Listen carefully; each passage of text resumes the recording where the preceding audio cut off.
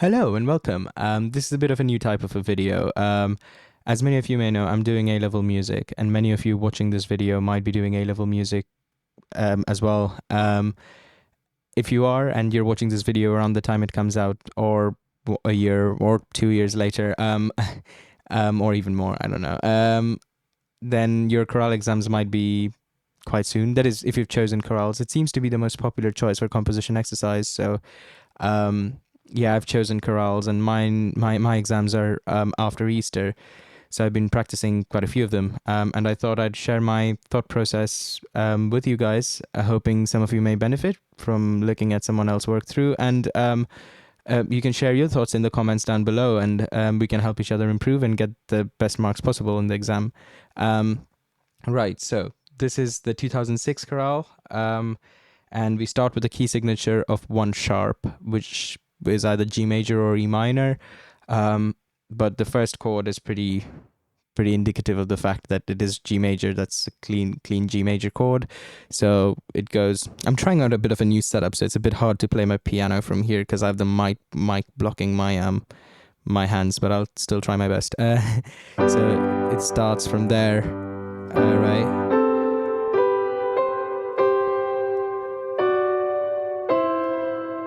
And then the soprano line goes B, A, B. And you can kind of hear that it's still within G major. And especially the alto line, quite indicative.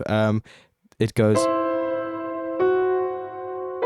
So you can kind of almost hear that resolution of that F sharp into the G. That kind of, it has to be, because the leading note going upwards always resolves to the tonic. And you can hear in this case that it should. That G there must be in the alto line. So we can start by putting that G in, pretty much. You can go in through and analyze the chords if you want to. They're pretty self-explanatory in this case.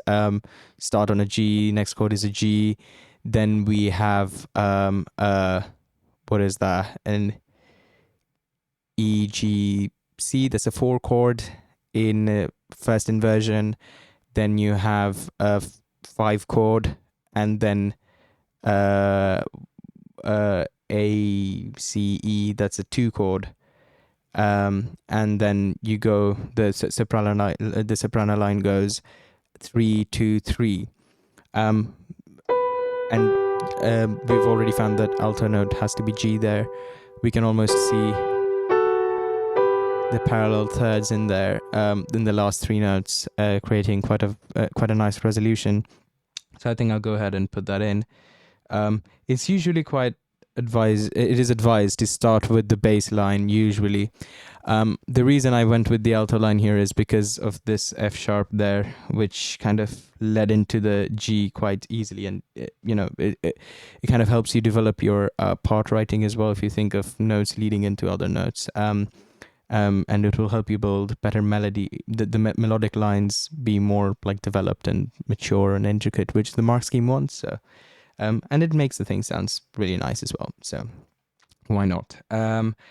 Right, now I think we should probably look at the bass line. Clearly this goes 1-5-1, or a certain inverted form of that. The final one I'll keep as 5-1, so we'll go 5-1 because it's a cadence point.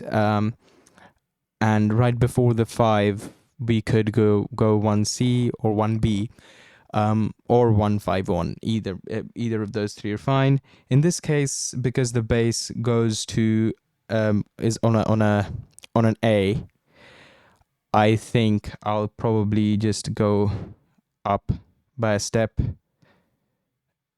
and that will give me 1B. Although that does mean I'm doubling the third of the chord, which is not ideal all the time. I think in this case it might be better to just go 1-5-1. It's the beginning of the chorale. You're establishing the key. It's perfectly fine. So we can go 1-5-1. That's quite a nice bass line. Jumping by a 5th and then a 4th. Very nice tonal establishment. And then, of course, the tenor part. So we already have a GB. We have to put in a D there. Let's make sure there are no parallels. So C, F sharp, there, yeah, that's all fine. There are some parallel thirds between the bass line and the soprano. Usually when you're writing the bass line, it is always ideal to keep them in contrary motion. That way you have the least amount of risk for getting parallels or consecutives between your other parts. In this case, though, there are no issues in these two bars. So then we have a 5 chord, we have the D, we have the F sharp and the A. Might as well repeat the tonic. That's usually you have in the four notes, the 2 of them should be tonic, the other 2 should be third and fifth. But of course, melodic development takes priority. If you have to double one of the other notes, it's better to double the fifth than the third. Usually, again, try and double the third the least possible number of times. Try to avoid it as much as possible. Then we have the G and then the D. Quite a nice tenor part, repeating the 3 notes. Tenors love repeated notes. I'm a tenor myself. Usually it's nice to give the jumps. They sound quite funny. And they might bob their head a few times, the tenors, when you give them nice jumps. But if it's repeated notes, you can just relax. And tenors love to relax. We're lazy people. Right. Jokes apart, we now move on to, let's look at the entire line, the next entire line. Oh, can I fit that entire thing? Yes, I can. So that is the entire line, next one. And we can clearly see that it again goes to a G. We don't have any scope of modulation. We could try and modulate within the line. It clearly ends on a G major, but we can add in passing modulation. That's the passing modulations, that those are always nice. So we can try and add in some modulation in between the line. So it starts on the 3rd degree of the scale. It ends on quite clearly a 1-2-1. So it goes, and that's quite clearly probably a 1C5-1 cadence at that point. Would be a very nice choice. 1C, by 1C I mean a 1 second inversion, which you might have heard as a cadential 6/4. That's the figured bass notation. But yeah, they're one and the same thing. I usually call C as second inversion and B to be first inversion. So 1B is 1 chord in first inversion, and 1C is 1 chord in second inversion. Right. So because it goes, the melody line goes.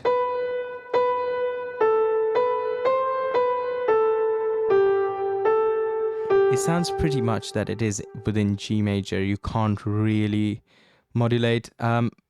Maybe you could try. I'm just trying to think.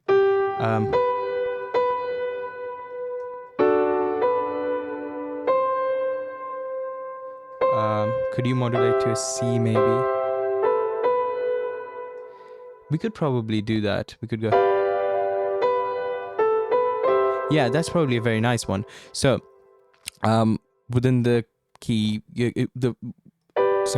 within any key, if you want to go to the 4 chord, all you have to use is a 1/7. So that nice F natural there.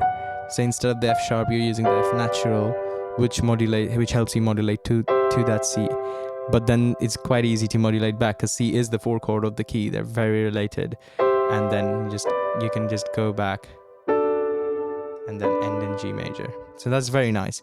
I just have to choose which point I want to do that in.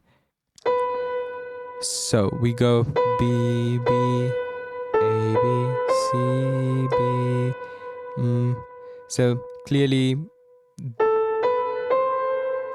although we probably can't do that in this case because the C, the chord before the C has to be a G7.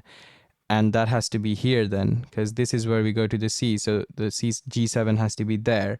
However, we don't have a G note, we have an A. Now you could think, oh, well, it's an accented passing note or something like that, but it isn't. It's like a lower auxiliary. And it's in this case, if this was a G here, this note, the soprano note was a G over here, then that would be fine. But I think because it's going down from the B, it's not ideal to put a G7 chord over here and create this sharp dissonance with the A. So I think we might have to stay within G major in this case. I'm always trying to be more imaginative, like the maximum amount of creative harmony I can put in. But in this case, it seems like I'm kind of out of options. And I'm not going to try and be imaginative by breaking the rules. Of course, the rules exist within the chorale exam. In your own compositions, you can break rules as much as you want.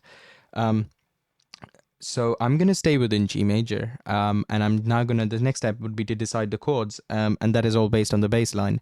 So usually it's quite a good idea to start from the cadence point. So we go 1 2 1, and it's probably quite nice if we do. That's the bass line, or maybe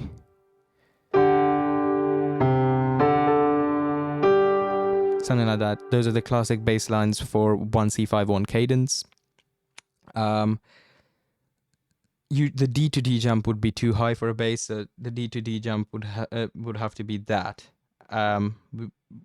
or from there to there. And this is a bit too low. This is a bit too high. So I think I'm gonna stick with the second possible bass line that I showed you, which is this. So you go da da da. Oh, sorry, da da da da da da da. And that's a 1 C 5 1 cadence. I'll just write that down. So a cadential 6 4 essentially. Now we're gonna uh we're gonna complete the bass line. It's quite helpful working backwards. If that helps you, I often work backwards because you know where this bass line, where the bass line has to go at the beginning of that bar. So this one probably a 5 chord. With the A, you go D F sharp A. So the A would be there.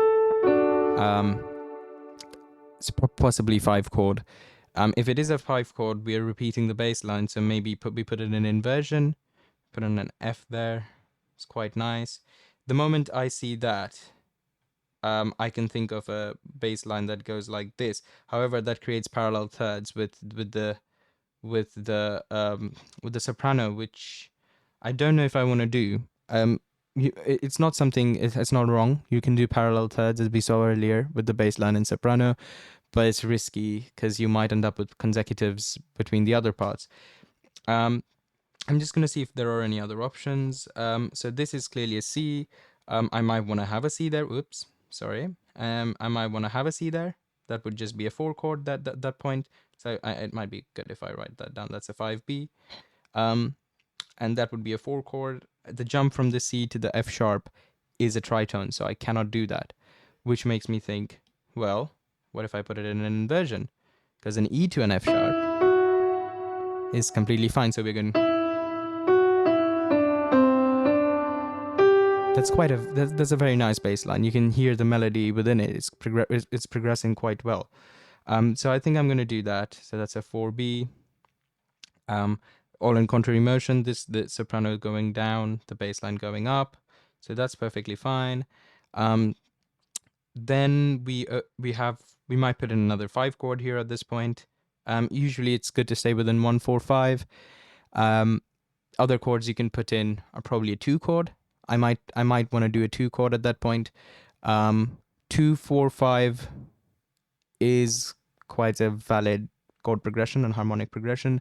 So because we're staying quite a lot within that 1 4 5 realm, and we're staying within the tonal kind of space of G major, we haven't managed to modulate. Might choose to put in a 2 chord, which I think I will. A 2B. Usually the 2 chord in first inversion is more common than in its root position. So of course the 2 chord is A minor. We have the A in the soprano there, rather there.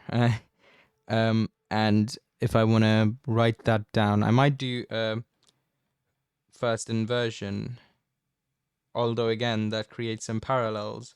So parallel 6 between the bass and the soprano.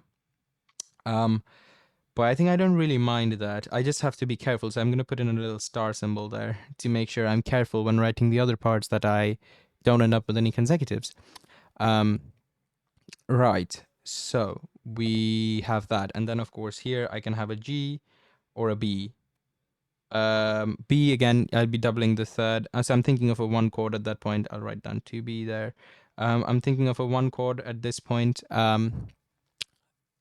And I think I'll keep it in root position. So, because the only option is root position or first inversion. Second inversion chords only at cadence points. So 1C5, 1 cadential 6/4. Otherwise, I would completely avoid second inversion chords unless it's like a diminished seventh chord, in which case, inversions don't really matter. In this case, so of course it has to be a one chord. A three chord, you could harmonize the third degree of the scale, in this case the B, the third degree of the scale. You could harmonize it with a three chord, but three chords are to be avoided most of the time. I would not include them if, personally. It's a very risky choice. You'll probably get away with it using one or two times. The only time you can use it is probably in close proximity to a six chord, because then that's the minor dominant, and then you have a valid explanation of using the three chord almost as like a modulating device to the six chord, but in its minor form, which is fair enough. But otherwise, it is quite risky to use a three chord. I wouldn't. So in this case, I think because the soprano line is going down, I might just put in a G. That way it's in contrary motion. The bass line jumps up. It's quite a nice jump of a fourth, very easy to sing. So perfectly fine. Put in a one chord there. However, we have a repeated third. That makes life a bit harder because we end on with that B in there. So we're ending with right. And the next chord probably has to be that, and then we might go down to that G, but we're repeating the chord, and that's not very nice. We can't do first inversion again because that'd be doubling the third. But here's where you have to kind of compromise. Choose one of the lesser evils. You have to. So you either use first inversion, and double the third, which I think is fine because it's an anacroustic bar. So this is the fourth beat of the bar. It's a weak beat, and doubling the third there makes more sense than on the first beat of the bar where you want the more like nicer looking chord at that point. So what I'm gonna do is, at this point, although the jump might become a bit right, what if we do this? So we go to the B there, add in a little passing note, and instead of the bottom G, I use the G over there. Yes, it's not in complete contrary motion, but the bass is jumping, so that's fine. If the bass jumps and the soprano is in jumping, that should be all right. And it should be all right unless it creates open fifths or open octaves. So it's jumping in the same direction, but we have a C here and an A here, so those are not open fifths or open octaves, so you're fine. If this was an A, you'd be in trouble. Or a D, you'd be in trouble as well. In that case, I would choose to jump from the other way around, in which case you should probably be fine, but it's still better to avoid open fifths or open octaves between the bass and the soprano when there is a leap in either of them. So, right, we have the one chord there. Now we can start filling in the parts. I'd probably start from the cadence point again, same like we did with the bass. 1C5, 1. It's quite nice to start with the final voicing. What I should have mentioned, I think, is this voicing over here is quite ideal, which is you have the fifth in the bass, so you have that, an open fifth in the lower stave, and a third in the upper stave, both starting from the tonic. This is quite ideal because that means you're doubling the tonic, and the fifth is in the tenor, the third is in the soprano. And oftentimes, if you can do that, it's quite ideal. But of course, in this case, we can't do that. Excuse me. But we can still put in the. Let me think. So, in this case, the ideal voicing would be there. We still have a third on the bottom, and we have a fourth on the top because, well, the soprano sings the G. We can't put in the alto above the soprano. The part crossings at completely, that if you do a part crossing, you're going to lose marks. Bach does do them, but he can do whatever he likes. He can break his own rules, but we can't. So it's quite often that you're going to see, if the soprano ends on the tonic, you're going to see this kind of voicing. It's very common. And for 1C5-1, usually the tenor part likes to go 5-5-4-3. So 5, I was a bit sharp, sorry. 5-5-4-3. This is a very nice line.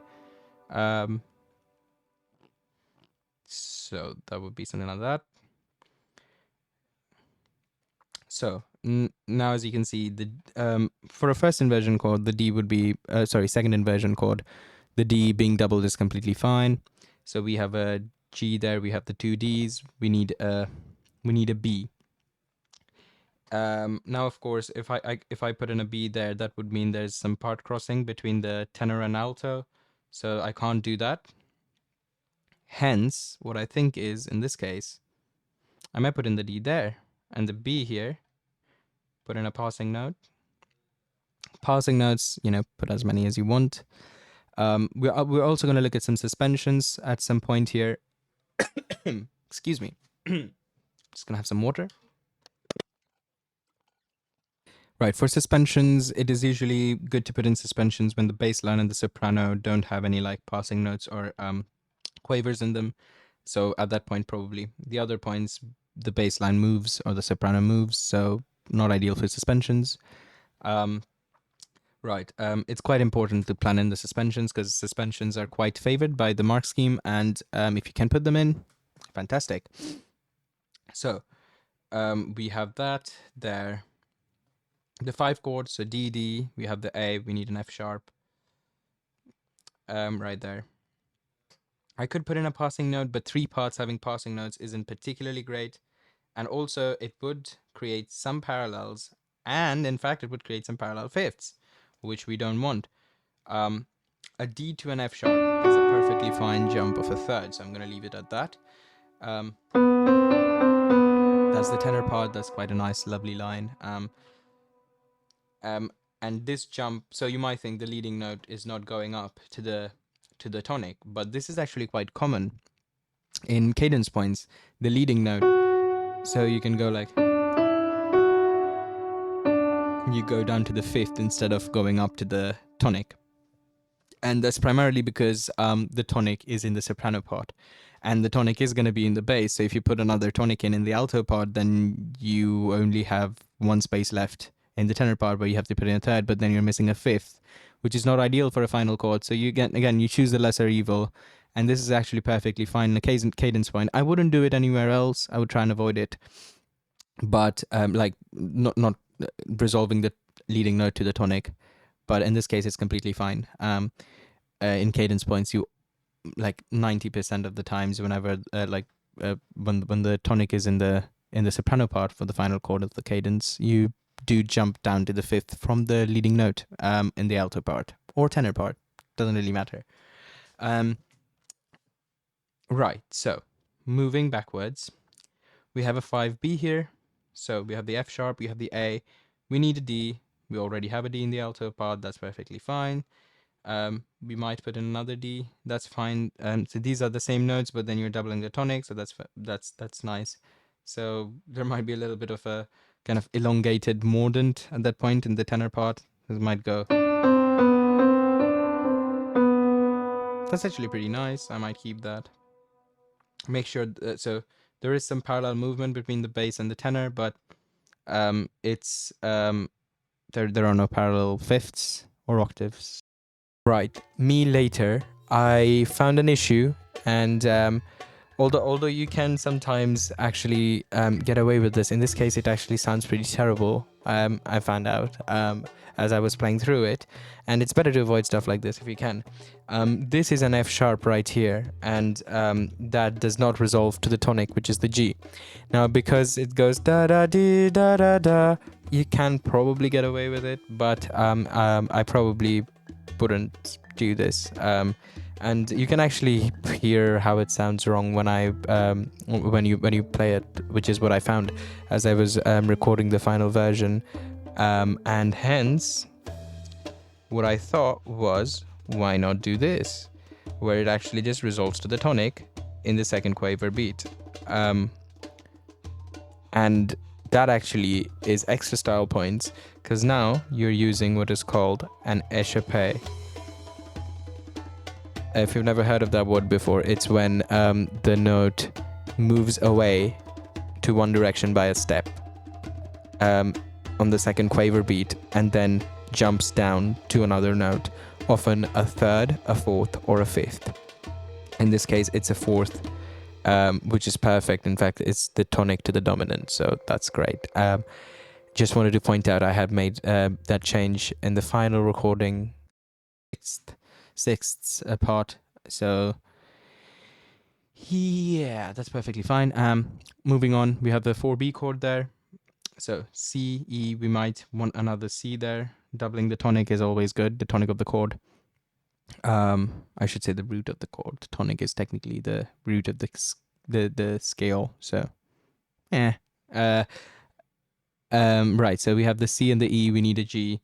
There might be a jump there, but this jump is actually quite nice. We know we're avoiding all kinds of parallels and stuff, and there are some parallel movement. Again, there is some parallel movement between the tenor and the bass, but the alto jumping down a fifth, that's perfectly fine. Or rather, jumping down a fourth from the tonic to the fifth is quite a characteristic movement, so that's perfectly fine. And look at how the bass and the tenor is moving against the soprano, which is ideal because now you know there aren't going to be any parallels.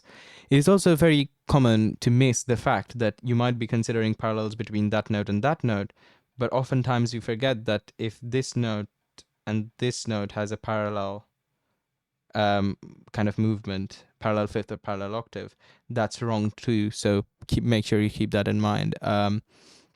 Right, so this is a 2B. We have A, we have C, A in the soprano, C in the bass. We need an E somewhere. Might as well put it here. Those are in fourths. Might put in a parallel. Oh no, that wouldn't work, because then there would be parallels between the bass and the alto. So we have to double the. Yeah, I think we'd have to use this voicing to make sure we get all the notes in the chord. But it's better to leave out the passing note in that case, because that would create some parallel issues. Without the passing note, we don't have any parallels, so we're fine. Actually, yeah, it would create a lot of parallel issues that we're fine with now. So yeah, no passing notes there or there is actually quite ideal in this case to avoid any kind of parallels. Again, jumping a third is perfectly fine. It's quite easy to sing. Yeah, you wanna the kind of common jumps are thirds, fourths, and fifths. Those are quite ideal. Sixth, you can jump a sixth, that's fine. I would still avoid them as much as possible. And augmented or diminished intervals are a big no-no. So yes, the tenor jumps from an A to a C, that's fine. And the soprano jumps from an E to a G, that's also fine. But make sure that, if these are technically in parallel, kind of parallel fifths. Although in this case, I think it might be nice to put in an échappé somehow to kind of, because the thirds are in parallels, it goes, and you can see how that sounds very power chordy, which is not ideal in this case. The reason, by the way, you don't want parallel fifths and stuff, if I'm pretty sure you've wondered sometime why we avoid parallel fifths and octaves in Bach chorales. It's because if you think of C, the harmonic series of C would have a G in it somewhere. So if you play, you're essentially just enunciating a certain harmonic of that melodic phrase. However, remember, Bach loves the melodic progression of different lines. So the moment our ears hear the same harmonic that already exists within this note repeated, they stop listening to it as a separate melody and just think of it as a change in the timbre of the sound. And you can kind of hear it as well. If I press the C harder than the G, kind of,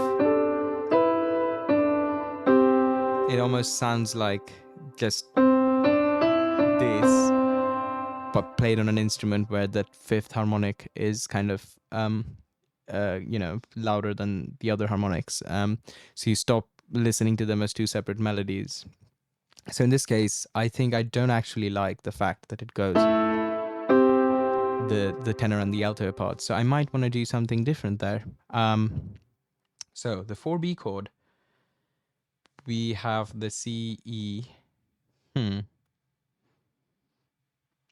We can actually double the fifth. So what if we do that? We can double the fifth, especially in this case, because G is the tonic of the entire scale we are working in. And that's quite ideal. If you double a certain note in the chord and that's the tonic of the scale, then that's fantastic. That's perfectly fine. Or the fifth of the scale, that's perfectly fine as well. Or the fourth. The first, fourth, and fifth are always the most powerful degrees of the scale. You can double them in a chord. Right. So that's perfect now. We're getting more contrary motion. Now the tenor line is moving downwards, and I think that's a lot better. And again, the jump from the G to the D over there is perfectly fine because it's a jump of a fifth, and jumps of a fifth are perfectly fine. Right. So, ooh, what was that? Don't do that. Sorry. Now, so I can remove that star mark because I made sure there are no parallel issues. Why are you not going to rub that out? That's so weird. Okay, that's better. Right. Now here I was thinking of a suspension, right? So I'm going to do a 4/3 suspension. This is the benefit of working backwards because I know I'm going to do the suspension here, I can prepare it in the chord before it. Although, yeah, I can. Even though it is the same chord here in first inversion, I can use a passing note to prepare the suspension, or an auxiliary note to prepare the suspension, so that's fine. Right, so we have, again, this, oh, come on. This is why is my pen not working? Excuse me for a second. Well,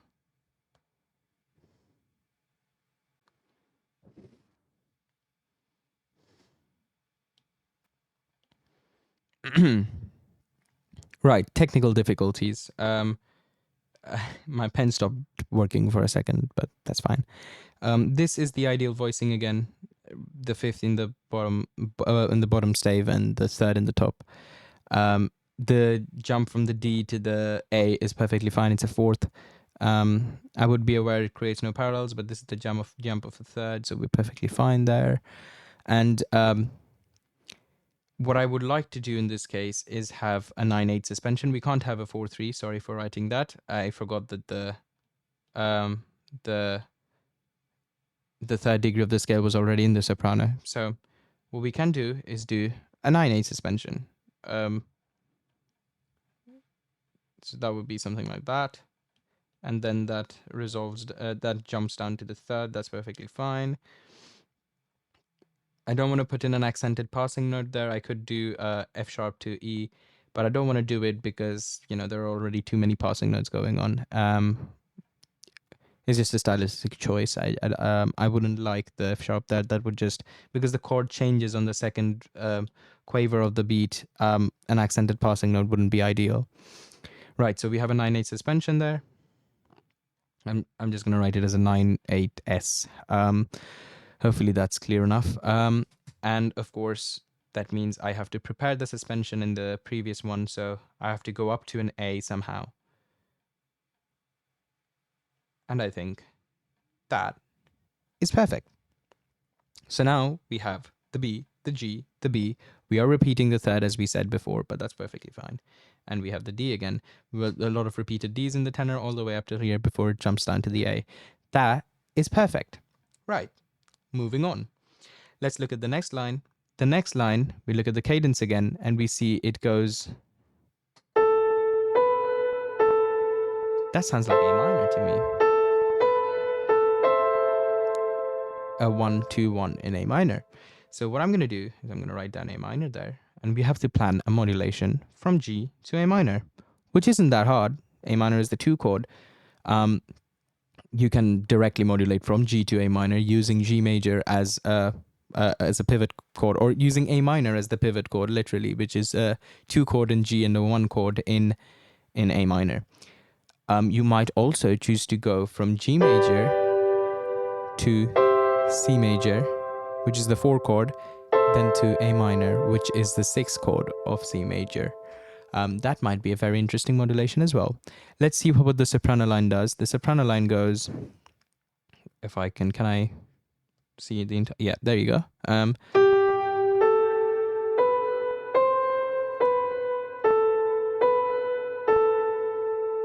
Right, so when I see that C, I can immediately think of a C major chord, G major chord, and an A minor chord. So, and the B there on the second beat, the B there, I can now use the previous idea of the 1/7 chord going to the C major chord, the 4 chord.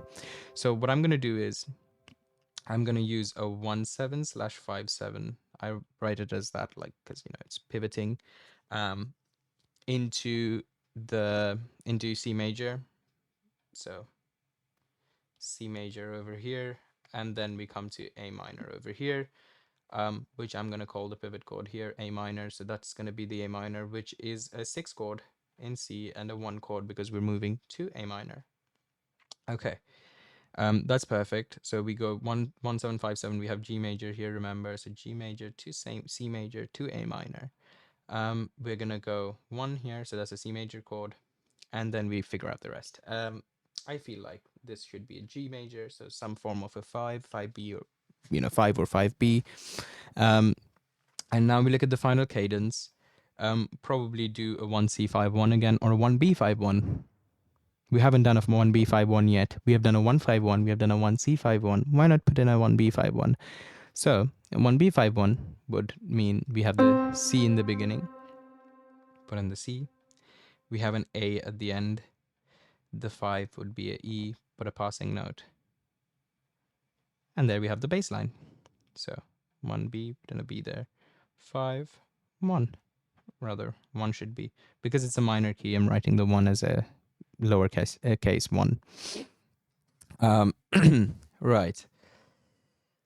Okay. Now let me finish the bass line off. So this is a G major chord. Remember, the 5 is of the C major. We haven't modulated to A minor yet. So we have a G there somewhere, or we can I'll put in a G. Going up to the C, perfectly fine. Again, remember, jumps a 4th. That's perfectly fine. That should be a C. So that's actually very nice. We're going. That's a very nice bass line, as you can hear it. And actually, I think putting a G there, that's even better.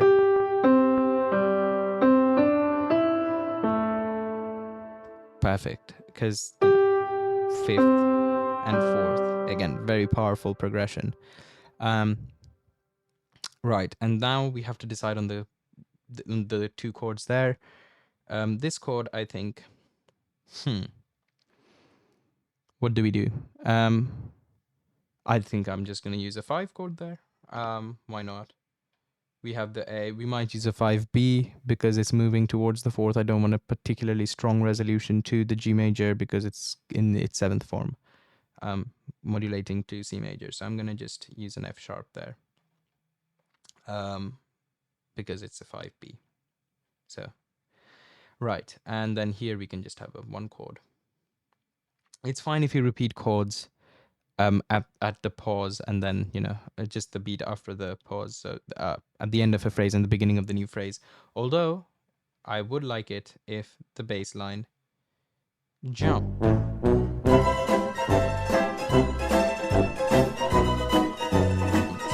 However, that's not particularly what if I I changed my mind. I'm gonna use a 5 in root position now. Because now that's a very powerful progression again. We got G, D, G, C, G. Sorry, you couldn't see that before. It's a very powerful bass progression, very nice bass line.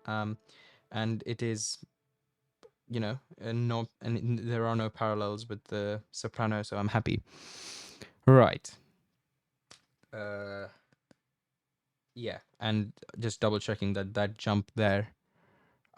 There are no open fifths or octaves because the bass line jumps upwards and the soprano line moves upwards. So just making sure. Same here. No open fifths or octaves. And the rest, they're all contrapuntal, so that's perfectly fine. Now, let's start by filling up the cadence. Again, as I said, the tenor likes to do da da da da, so A minor, da da da da. Now, I could choose to do a tierce Picardy at that point, but I don't have to. I mean, we have had major resolution so far, so it's nice to have a minor resolution, especially in the middle of the chorale. Going away from that major idea. So I'm going to keep it as a minor. No tierce de Picardies or anything. If it is a minor, if the chorale is in a minor key, you must end it with a tierce de Picardy. That's like a must. It is technically a choice, but do it. It's just going to get you more marks. Right. So we have that. I'm just gonna write down that chord as that. That's again, remember the fourth on there and the third. Well, in this case, this is a compound third, but technically still a third. And it's quite nice if you have a bigger gap between the bass and the tenor. It's quite a stretch for my hands. That's actually quite a nice thing. So I can just play it like that. I'm playing it wrong. Am I playing it? I'm playing a G there. Sorry. This is what happens when your mic blocks the view to your keyboard. Yeah. So that's actually quite a nice chord because of the big gap between the bass and the tenor, which is actually quite ideal. You want the top three notes in quite a cluster together and the bass note separated. That's quite ideal. Right. So the 5 would be E, G, B. We have the E. We have the B. Put in a G somewhere. Where do we put in the G? Put in the G there. Whoa, oh, this is not nice. They wrote the soprano with the line down. It really should be that. Me being the pedantic person I am gonna actually try and remove that line there. Kind of works. You can tell I removed it with a white colored pen, but you know, that's fine. Right, so the 5 chord would have an E, G, B. Remember the G sharp. Do not forget the G sharp. And that's perfectly fine again here because the leading note going down to the 5th, as I said, very common. And we have the G sharp B, we have the E. Might as well put in another E there. And as I said, the tenor often would do a 5-5-4-3, a 5-5-4-3, even more ideal. So I might put in a 5 there. But no, I need to put the C in here because otherwise I don't have any place for the C. So we have the E there. It's essentially going to be the same thing we did previously. Although no. Sorry, what am I doing? It's a 1B. It's not 1C or 1-5-1. So we already have the C in there. So I will actually put in the E here, or maybe the A here, because doubling the A is probably better. So A, C, and then the E there. That's quite nice. Put in the passing note there. The passing note is in thirds with the bass, so that's perfectly fine. And then this jump of a 5th in the tenor is quite nice. In fact,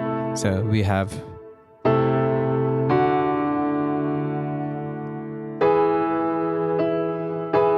that's sounding quite nice actually. I like that. So the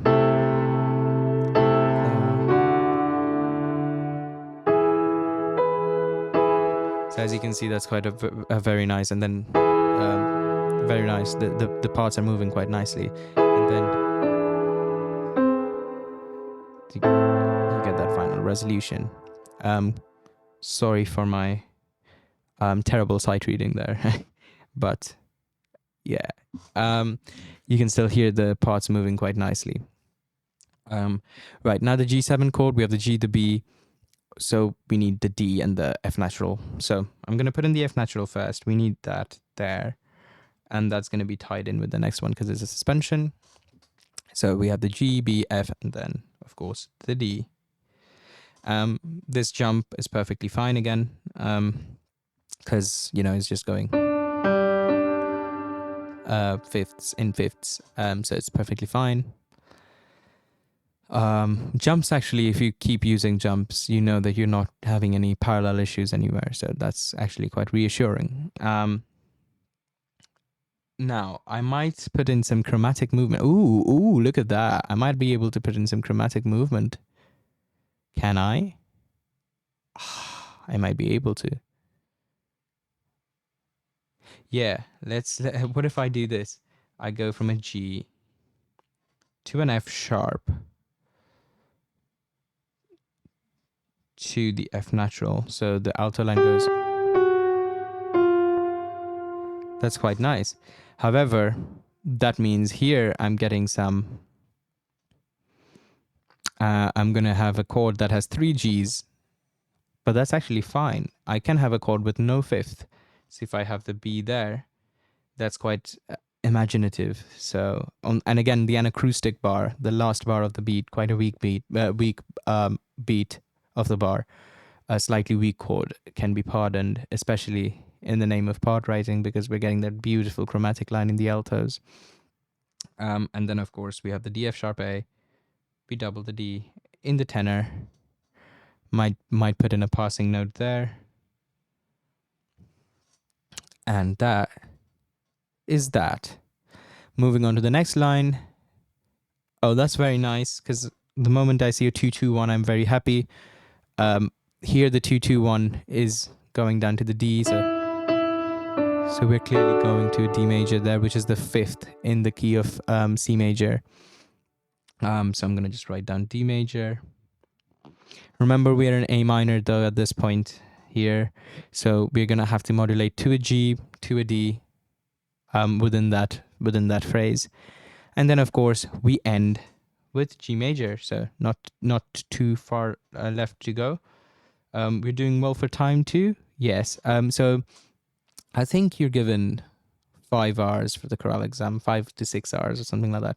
I think they say it must be completed within 4 to 6 hours. So if you take an hour per chorale, that's actually doing really well. In this case, I was explaining myself, so quite a bit. So I think if I do 1 hour 10 minutes for one chorale, that's actually quite nice, because that means I can essentially finish the chorale in 1 hour.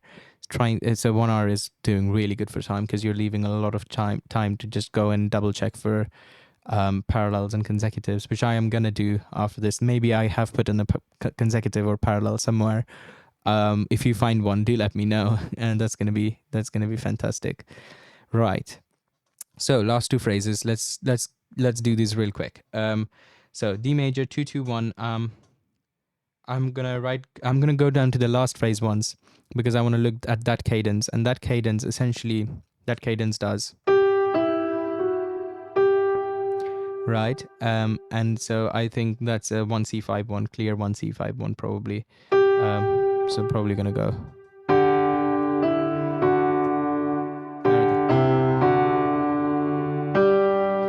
Right, so 1C5-1. So what I'm going to do is I'm going to put in a 2-7-B-5-1 over here. So whenever, you're probably already very familiar with this by now if you've been doing chorales for the past 2 years. Whenever you have a 2-2-1 you are looking at either 5 sus suspended 4-3 suspended 5 chord followed by a 5-1, or a 2-7 B chord followed by a 5-1. The 2-7 B chord is quite a nice one to use. In this case, it's quite characteristic. It's a half diminished chord, so that's fantastic. Half diminished chords are great. So in the key of D major, sorry, not D7. In the key of D major, that would be that is the 2-7 B chord, or the 2-7 chord, and then it would be 2-7 B if you put the G in the right. So the 2-7 B 5-1 progression is quite characteristic. The bass line goes 4-5-1. So in this case, that would be the 5 of D major is A. So I'm gonna put the A in there. 4 is the G, so 4-5-1. Yes. And at this point I kind of have the other parts memorized for 2-7 B 5-1. I know the tenor line goes 6-5-4-1 5-4-3. So the 3 is the F sharp. In this case that might be too high for the tenors, of course. So what I'm gonna do is I'm gonna put that in the altos. The F sharp there. I don't need the sharp sign. I have the D there, F sharp, D, of course, an A here. So one of the lines, usually tenors, but in this case, because of the spacing, it has to be the altos, goes 6-5-4-3. The 3 is the F.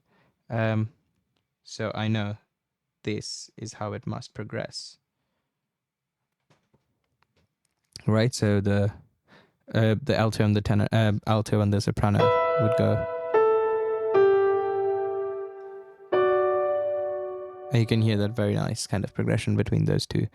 Like the parts interact quite well. Right, and the tenor line would go. It goes 1-7, the raised 7th, and then moving down to the 5th again. Very common. So of course for D major there would be a C sharp leading note, but instead of going up to the D, it goes down to the 5th, which is an A. So this is a very standard progression. I have this memorized at this point because I've been doing it so many times, and you probably should too, if you've been doing so many times that you kind of have this memorized at this point.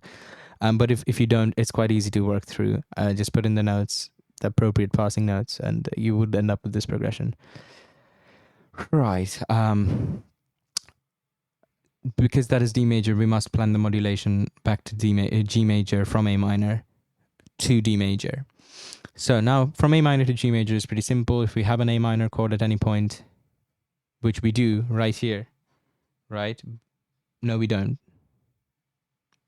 We do actually at the end of the cadence, we can use that as the pivoting chord because we have a D here. We can just use that as the 5th degree of the G major chord. So I'm just going to write down 1/2 pivot into G major. That is perfect. So we then have a 1 chord there. Very nice. Right. G major.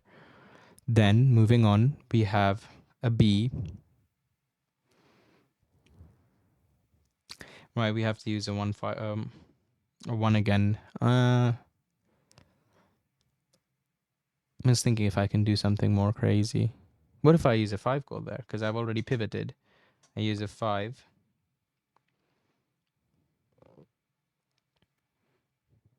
Yeah, and then that C is a natural there, of course.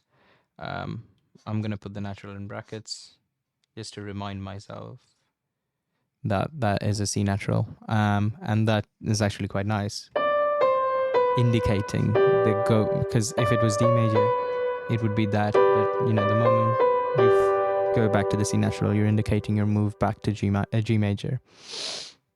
So I'm going to put in a 5 chord there. And then a 1 chord there.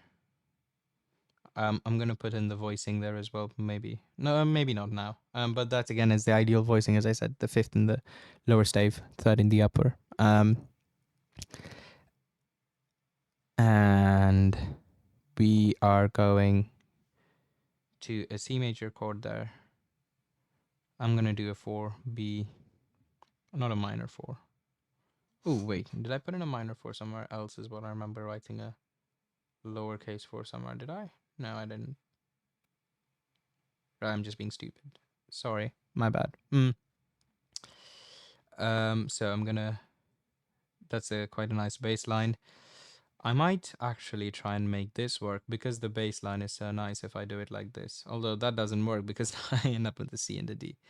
So that wasn't particularly fruitful. I might just do a D at that point. Bass line still moving down in opposite direction to the soprano. So that's perfect. And then go up to the G.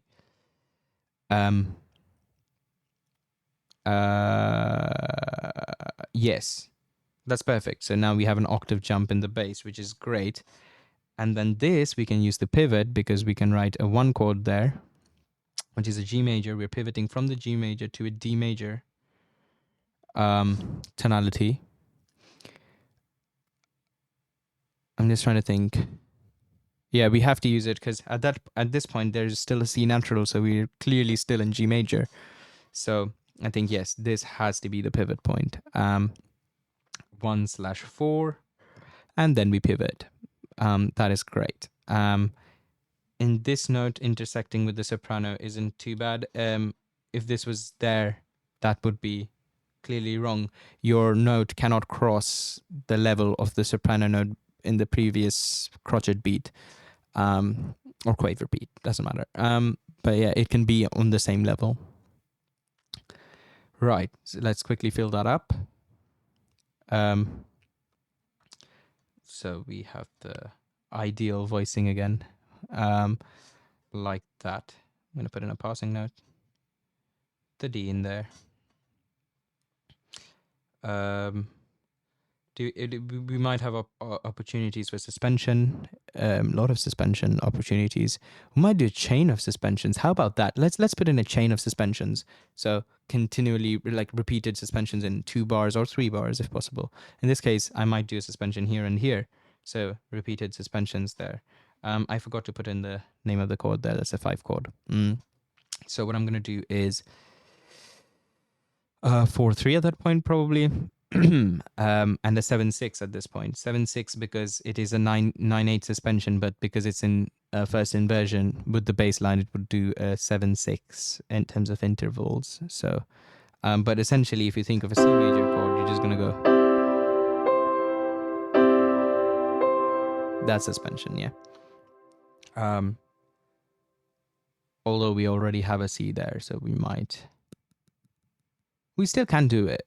Yeah, we still can do that sharp dissonance resolving down to the C is perfectly fine.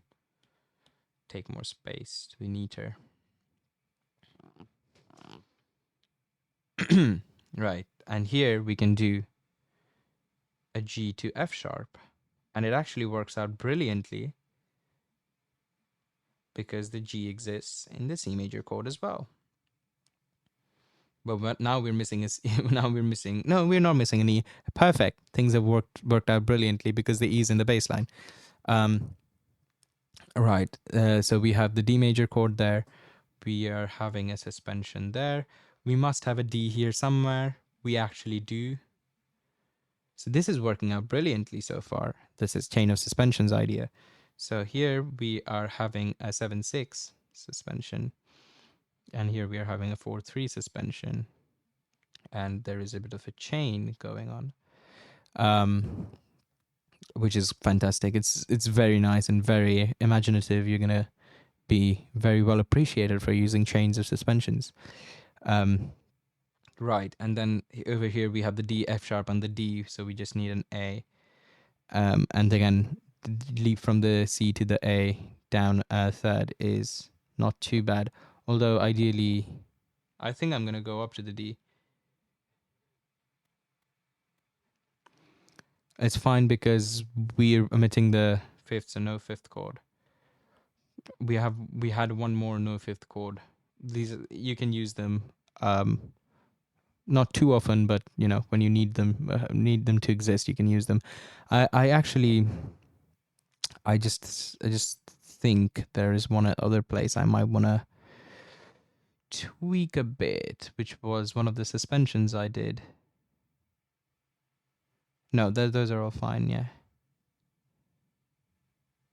Okay. Yeah, that's fine. Yeah, this is looking pretty good so far. How are we doing for time? It's 1 hour 4 minutes. Okay, we still have one phrase to go. The ending phrase should be perfectly fine. So let's quickly fill up this bit. I'm missing a note here. Again, that's the ideal voicing, so I'm very happy to see that. So very happy, very proud of myself with the chain of suspensions. Then go to the G major chord there, or rather the D major chord. Is ooh, don't do that, don't do that. Whoop, whoop. What is going on? Undo, undo, undo. There we go. That's better. I keep moving the scanned PDF under my writing. Right. So we have the D and the D.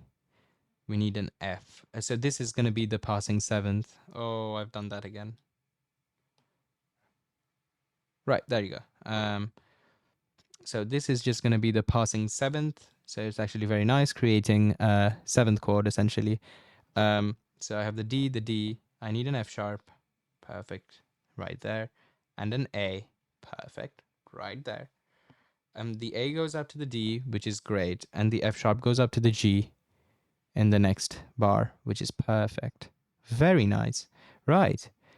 And we're almost there. The very last phrase is going to be pretty simple. I'm just going to start by doing my bass line. We know how this goes. Again, no parallel issues there. Yeah, there's some parallel thirds, but that's fine. Yeah. I'm just double checking that everything's all right there. Yes. Okay. I'm just thinking if I want to do a 1C5 or a 151. A cadential 6/4 is probably more ideal at the end. But I don't know how I feel about the... No, actually, it's quite nice because there's a C and the E. So they are not going to do a crazy sharp dissonance. So we must remember that we're in D major at that point. However, we can pivot right back to G by saying that's a 5 chord. So pivot right back to G makes life really easy because now the entirety of the last phrase is in G major. So we go one chord there. So it actually goes, and here we can use something really nice. Whenever the melody goes 1 2 3 or 3 2 1, what we can use is a passing seventh. So a 7 chord in first inversion. And what that does is if the melody goes 1 2 3, the bass line must go 3. The bass line must go 3 2 1. So to do that, what you do is 1B, 7B, 1. And that's a very characteristic progression. If you can use it, do. It's fantastic. Right, and then we go to a 4 chord. Very nice. The C chord. Coming down, we might use a 5 chord there. Towards the end, I don't want to use a 2 there. I feel like, yeah, just staying within the 1 4 5 realm would be very nice towards the end. And then 1C5 1. I might use a 5B and a 4B there. Does that work? Depends. No, it wouldn't, because then that means I would have to go to the B up there, which is a bit of an odd jump from that D. It's not too hard to do. And you can find that kind of movement in various choral pieces, even in Bach chorales, but I would avoid it. It's better to go down to that B, which is just a third down, and then I'm just going to be neater, write that underneath exactly the soprano note, and then we have the passing seventh, the G. 7, the 7 chord in a G major chord would be this diminished chord. And of course, because first inversion, so we use the A in the bass line. We have the G, then go up to a C for the C major chord. And the reason it wouldn't work is if we went up to the E there, that would be a very odd jump for the basses. Again, perfectly doable. G to E is not that hard. It's in major sixth, so it's like my pony lies over the ocean. But why do it? I think it's better to avoid it. Right, so there's a C, and now we have the A. Might go up to the D. But if I go up to the D, then I'm repeating the D, and I'm not a big fan of repeating the D 3 times in the bass line, because we're gonna have a D there, the D there, and the D there. So what else can we do? We can, the C to F sharp, I cannot go from a C to F sharp, so I can't, because that's augmented. It's a tritone, in fact, so that's absolute big no-no. So I could use a 2 chord, maybe. Yeah, maybe I just use a 2 chord at that point, I guess.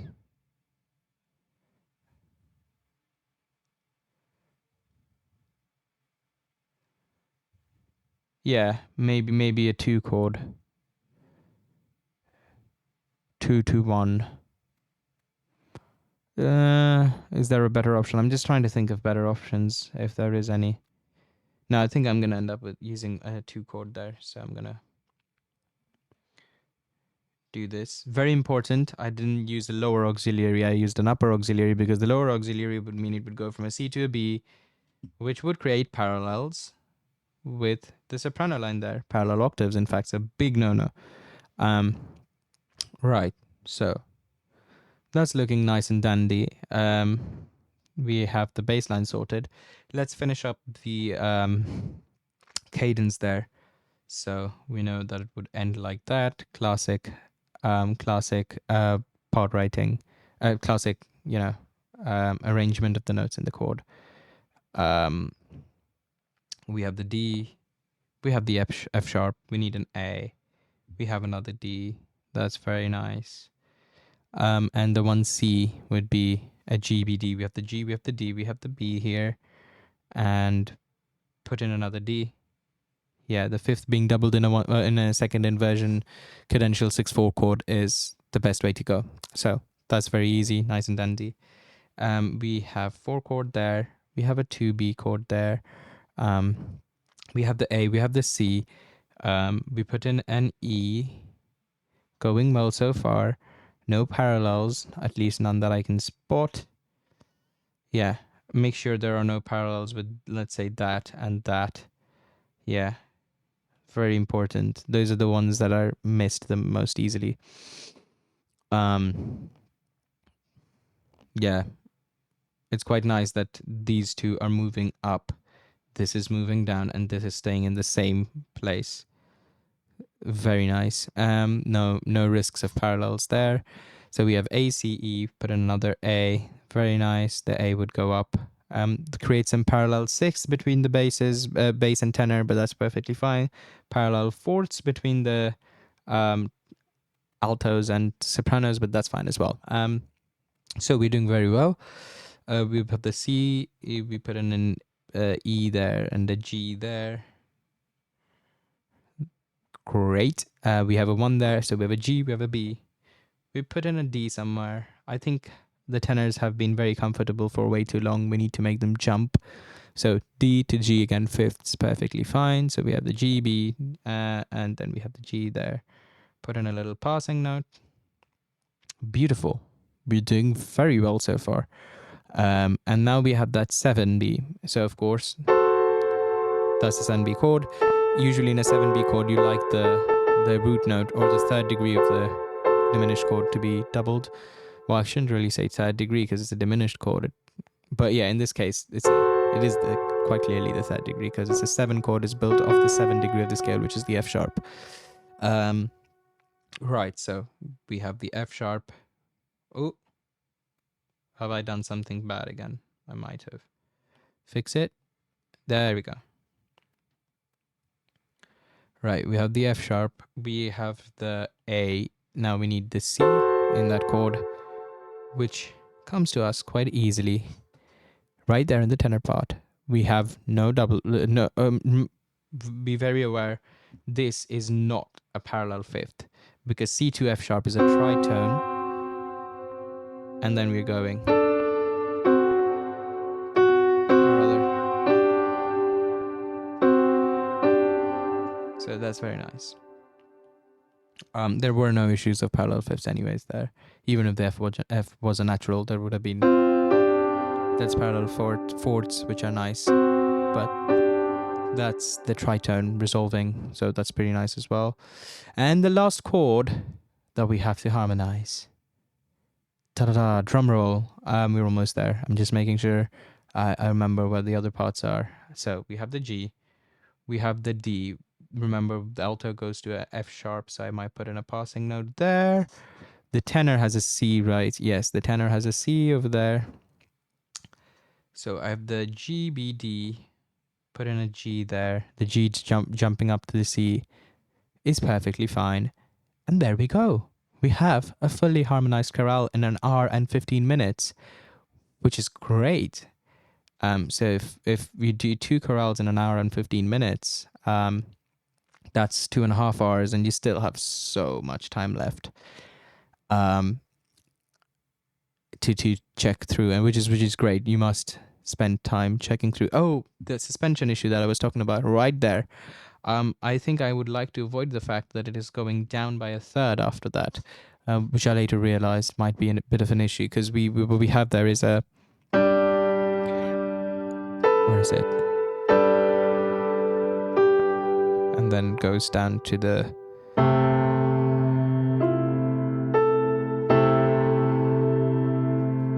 right? 2B chord there. Right. This is why you must leave time for checking and just refining.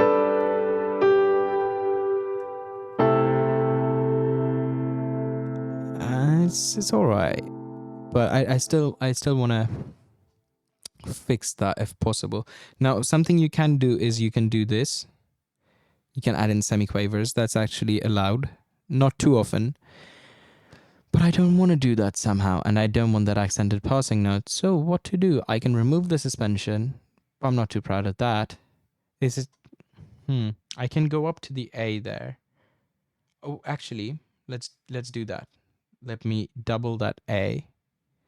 Yes. Yeah, I like that. That's much better. Put the E here. And then the E going down to the G is a bit of a jump. So let's rework this one here. So that's a 4B chord. We have the C, we have the E, we have the G. The G is being doubled. There's no need to double the G actually. Let's double the tonic instead. Perfect. Adding a passing note there. This passing note is going against the bass and the soprano passing notes in terms of direction, so that's great. It's a D, D, B that's being formed. They're all, harmonious together there. So, yes, I quite like that actually. I think that's better than having that little third jump between the second quaver beat and the next chord change there. I quite like that. Yeah, so just double checking. We have the A, C, E, and the A is being doubled, which is the tonic. So that's perfect. That's fantastic. And bingo, we have a full chorale.